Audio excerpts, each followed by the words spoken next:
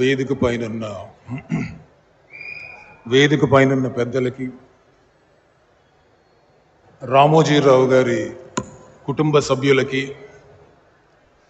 అందరికీ నమస్కారం. రామోజీరావు గారు మా నాన్నగారికి బాగా ఆప్తులండి. ఆ క్రమంలో వాళ్ళు తరచూ కలుస్తుండేవాళ్ళు. ఆ క్రమంలో నాకు చిన్నప్పటి నుంచి పెద్ద ఆయనతో పరిచయం, రామోజీరావు గారితో పరిచయం. ఎందుకో ఒక 6 నెలల ముందు, ప్రాబబ్లీ ఐ థింక్ 6 నెలల నుంచి 9 నెలల ముందు నాకు ఒకసారి అనిపించింది రామోజీరావు గారిని కలవాలని, ఆయనతో ఒకసారి మాట్లాడాలా అని. అప్పుడు ఈటీవీ హెడ్ మా బాపినీడి చౌదరి గారితో కలిసి, సార్ రామోజీరావు గారితో ఒకసారి కలవాలని ఉంది సార్, కానీ 5 నిమిషాలు 10 నిమిషాలు కాదు, ఒక 3-4 గంటలు మాట్లాడాలని, మనస్ఫూర్తిగా తృప్తిగా ఒక 3-4 అవర్స్ మాట్లాడాలని అనుకుంటున్నాను సార్.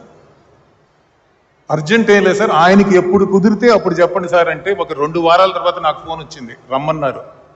నేను వెళ్ళేటప్పుడు మా పాపను కూడా వెంటబెట్టి తీసుకొని వెళ్ళాను. I took my daughter along. తీసుకొని వెళ్ళి పెద్ద ఆయన దగ్గరికి, రామోజీరావు గారి దగ్గరికి తీసుకొని వెళ్ళి పరిచయం చేశాను.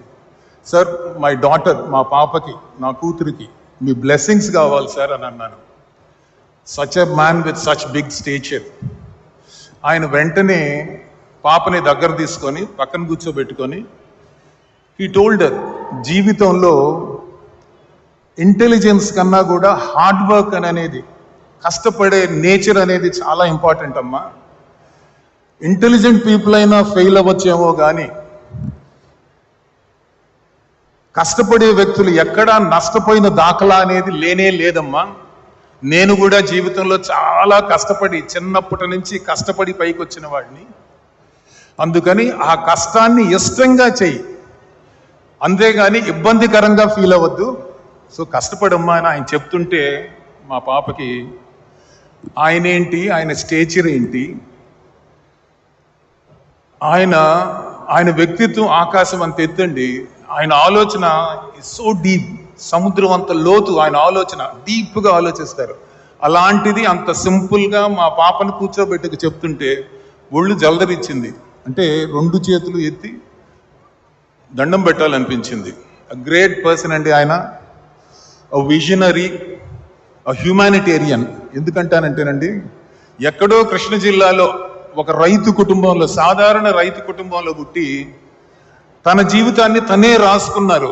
అందరు అంటారు భగవంతుడు రాస్తారని, లేదు. దిస్ జెంటిల్మన్, ఈయన మహానుభావుడు, ఆయన జీవితాన్ని ఆయనే రాసుకున్నాడు. ఆయన క్రమశిక్షణతో, చాలా కఠోరమైన క్రమశిక్షణతో ప్రతి మెట్టు ఎక్కి సాధించాడు. తను అనుకున్నదల్లా సాధించాడు. ఒక వ్యక్తిగా కాకుండా, వ్యవస్థగా కాకుండా ఒక శక్తిగా మారాడు. అండ్ ఆయన మానవతావాది. ఎందుకంటానంటే ఆయన కింద, ఆయన ఆర్గనైజేషన్లో, ఆయన నీడలో, ఆయన అండతో మోర్ దెన్ ప్రత్యక్షంగా కానీ పరోక్షంగా కానీ 40,000 కుటుంబాలు బతుకుతున్నాయండి. జనరల్లీ ఇలాంటివి ప్రభుత్వాలు చేస్తాయి, అంతేగాని ఇండివిజువల్స్ చేయరు.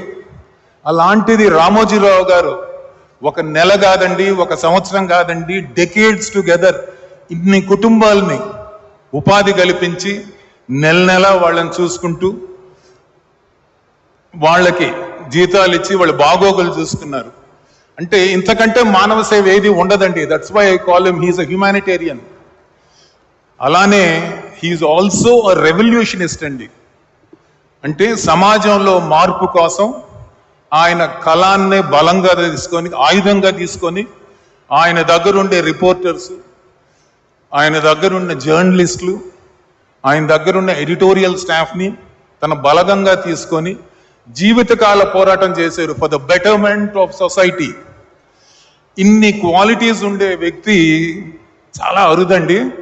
అలాంటిది, ఇలాంటి వ్యక్తి మన రాష్ట్రంలో పుట్టడం, మన తెలుగు వ్యక్తి కింద పుట్టడం నిజంగా మన అందరం చేసుకున్న అదృష్టం అండి. He was a visionary, he had a vision, he was a disciplined man and he had principles. His vision is still relevant. అంటే మన రాష్ట్రానికి, మన తెలుగు జాతికి, మన ప్రజలకి ఆయన విజన్ కానీ, ఆయన ప్రిన్సిపల్స్ కానీ చాలా అవసరం అండి.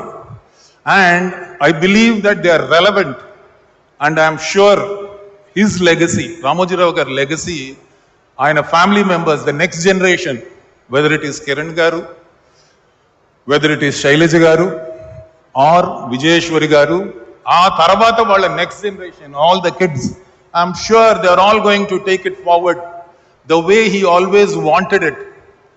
And I pray to God that he is going to live for a long time, even after his death. We'll all be remembering him for a very long time. God bless Andy. Thank you very much. Thank you.